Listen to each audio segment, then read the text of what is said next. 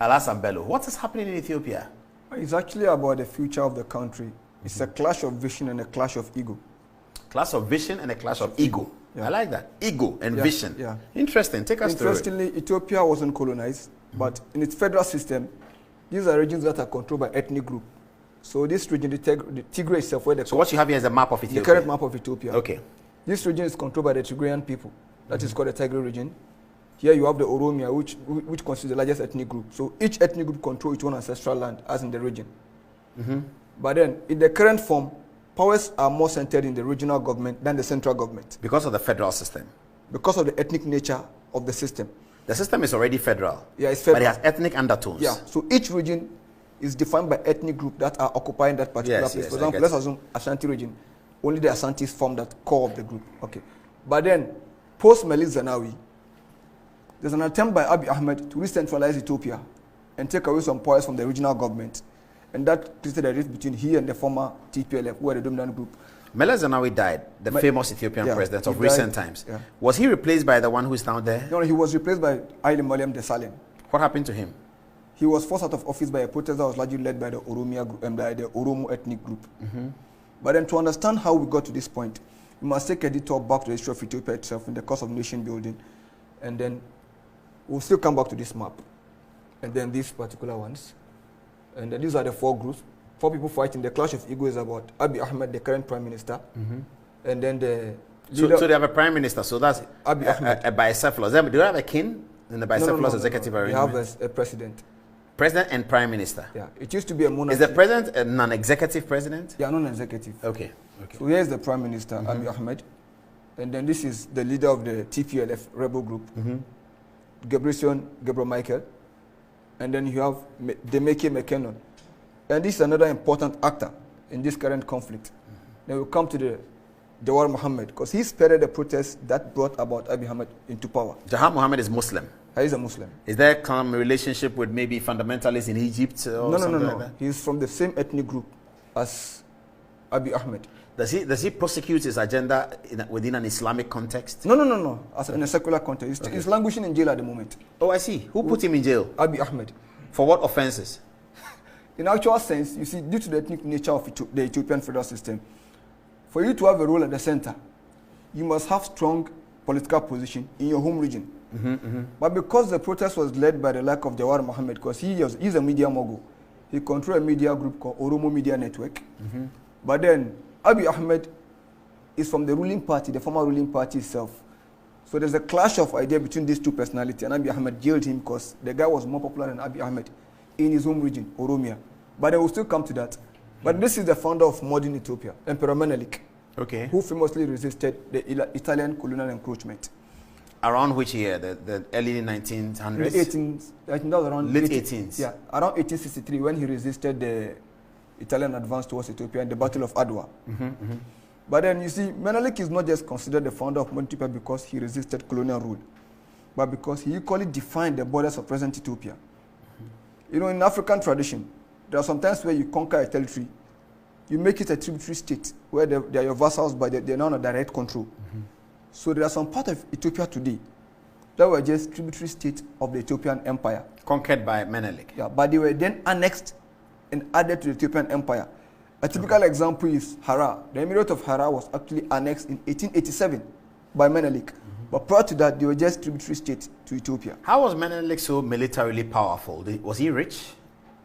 I think he understood the Ethiopian system and was able to galvanize the royals, the ras, the landlords, the nobility in general, in a collective fight to resist Ethiopian rule. But then he succeeded because he had a very good general with him, Ras Alula. This was the main brain, the military strategies that led to the defeat of the Italians. He's also actually from Tigray. I see, north, Tigray in the north. Yeah, so the Tigrayans have always been part of the Ethiopian system. And then, after Menelik, after being able to defeat the Italians, every Ethiopian leader that came after Menelik walked under the shadow of Menelik and felt he's a Menelik of his own era. And that defines their downfall. I see, that's interesting. Haile Selassie, for example, grew in the royal palace with Menelik, but then he was very young. I see, after the Italian defeat, in the 1863. Mussolini refused and came back in 1936 to occupy, Ethiopia. So when Haile Selassie was restored back to the throne through the collective efforts of the British and the West African troops that fought along the colonial masters, Eritrea was ceded by Menelik to the Italians because he realized that in an attempt to push the Italians to the coast, you still call for more fight. Why not cede a portion of your territory to them and then retain the independence of the other half? So he gave Eritrea out to the Italians in order to safeguard the rest of his kingdom. The bigger Ethiopia. Yeah, the bigger Ethiopia.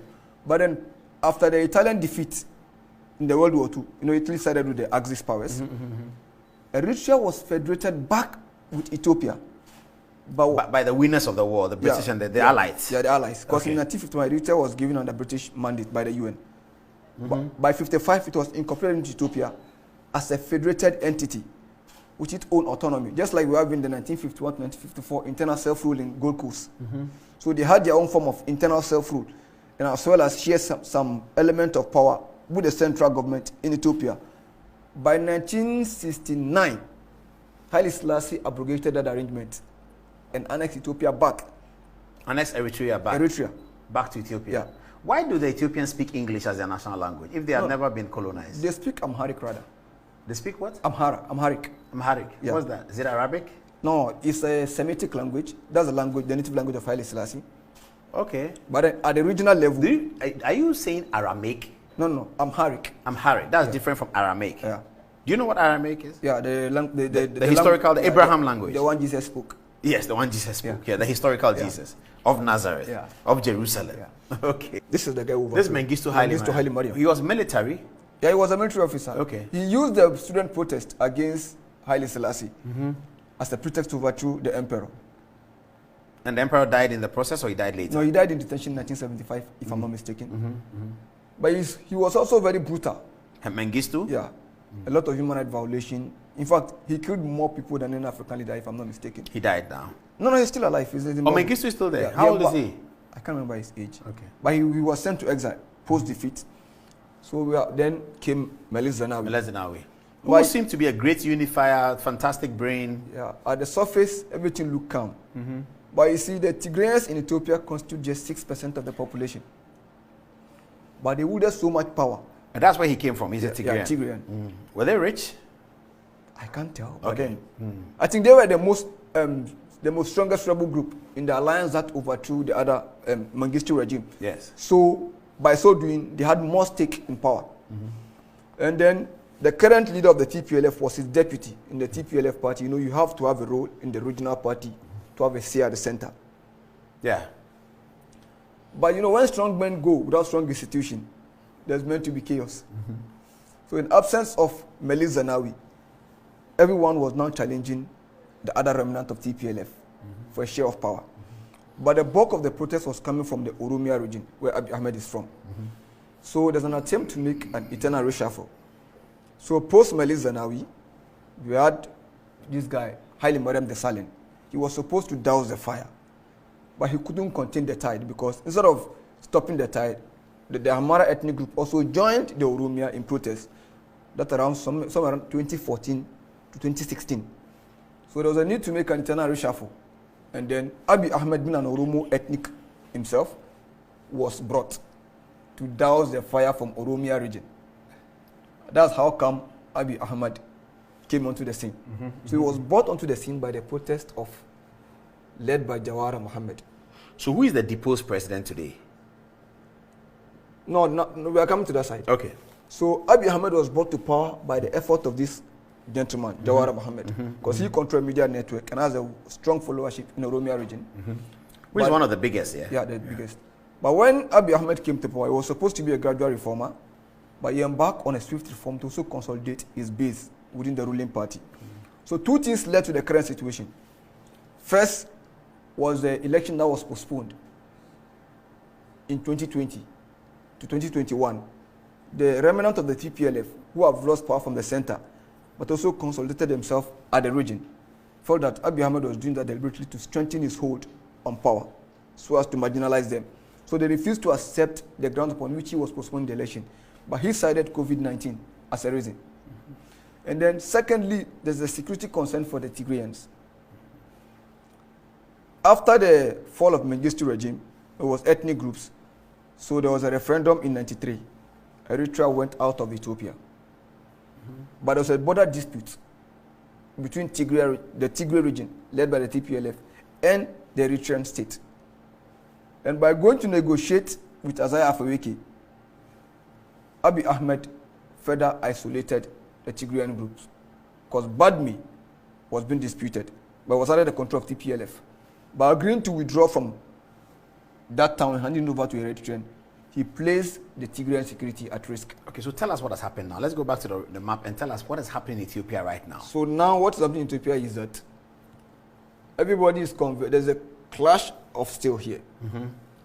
And on the rebels, being smart, okay, are advancing towards the Amhara region. Where are the rebels coming from? Tigray. Okay, they are Tigrayans. They are Tigrayans.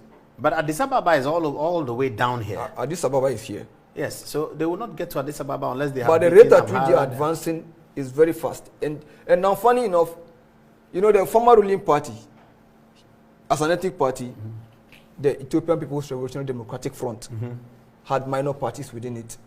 The TPLF, the current opposition. You have the ADP, Amhara Democratic Party from the Amhara region. Abiy Ahmed's initial party, ODP. But then he has been able to merge all these groups into Prosperity Party.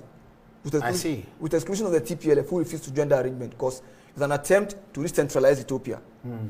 And then by being weakened in his home house, the Oromo region, he's weakened, so he had to jail this guy in order to secure his victory.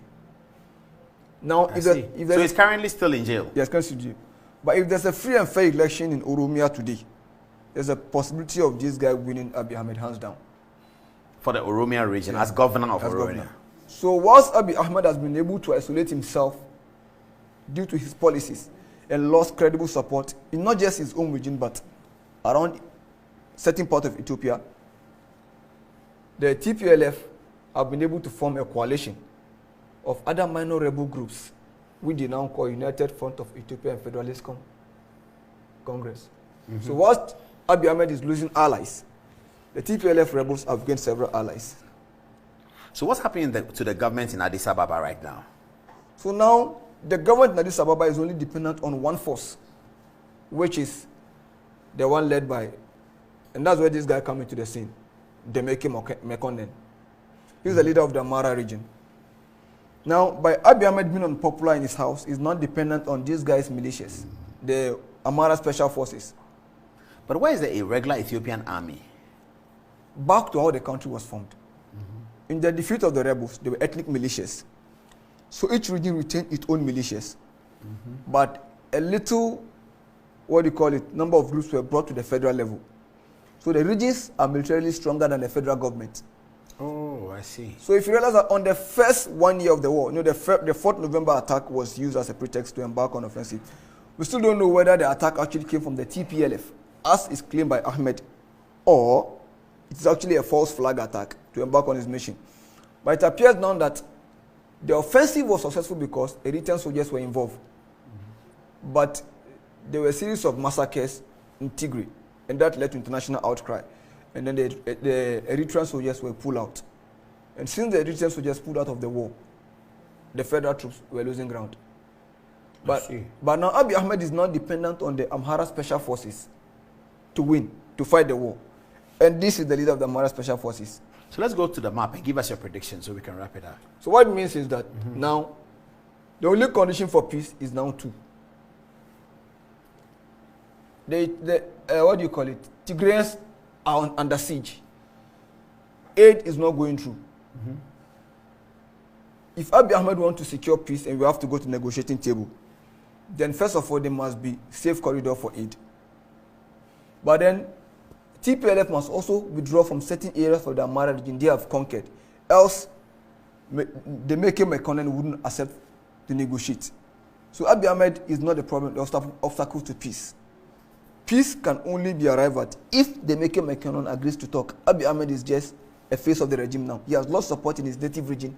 Are Somali supporters backing any of the rebel groups? Fine. The Somali region in Ethiopia actually consider themselves to be colonized by Ethiopia. I see. So if you remember the Ogaden War between the Ethiopians and the Siad Barre, and was fought because of the irredentism of the Somalis. Yeah, yeah. And the same with the Somalis in northern Kenya. They still wish to go back to Somalia. And you know, these are Muslim, largely Muslim, what you call ethnic group, in where what they consider to be Christian-dominated areas. So there's still that need to move back to the ancestral land which they consider to be Somalia. But now the obstacle to peace is very simple. If the Mecca Makonnen is to go to negotiating table, if Abiy Ahmed was to go and negotiate, then it has to come with the acceptance of the Mecca Makonnen, because he's the only person keeping Abiy Ahmed in power today.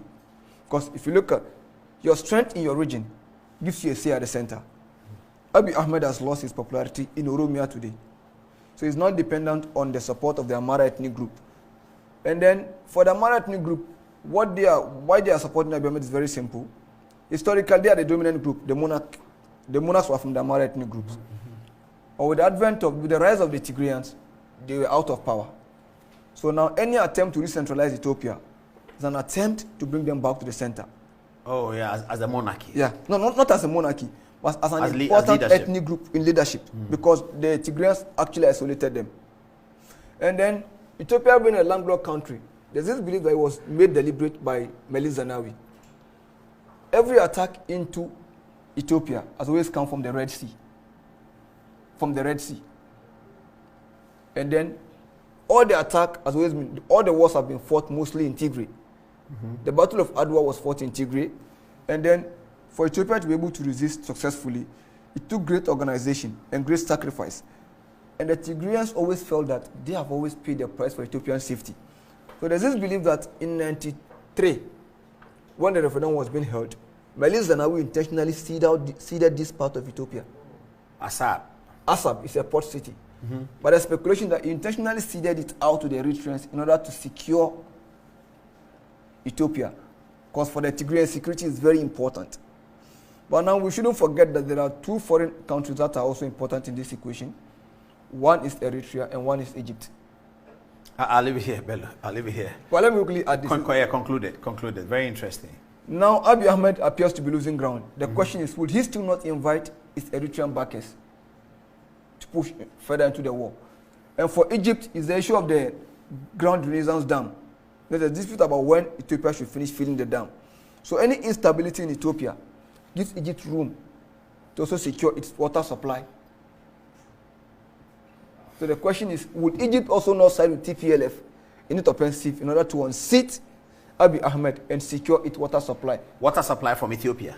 The Nile water. From the Nile water, okay. The Nile gets its source from Ethiopia. And Ethiopia is building this largest dam in Africa, Grand Renaissance Dam. To take energy from the Nile. Yeah. But there's a fear by the downstream countries of Sudan and Egypt that their water supply will be shortened. So for them, any instability in Ethiopia, that shifts the focus of the Ethiopian government from filling the dam to what do you call it? Saving itself. Yeah. Give them time to find alternatives. So the question is, would Egypt also not back the TPLF in its offensive against the federal government? And now it appears that just to create the stability. Yeah. But funny enough, the Tigrayans have been very smart in ways on that. Even in the Somali region where they were very unpopular, they create surrogate parties. So now they've been able to form alliance with smaller groups within the other ethnic regions. And to make it look as if it's a national, resistance against Abiy Ahmed. But in reality, it's just another TPLF attempt to come back to power. But the question is, having been under TPLF dominated Ethiopia for almost 30 years, would other Ethiopians feel safe and willing to still accept another TPLF existence in power?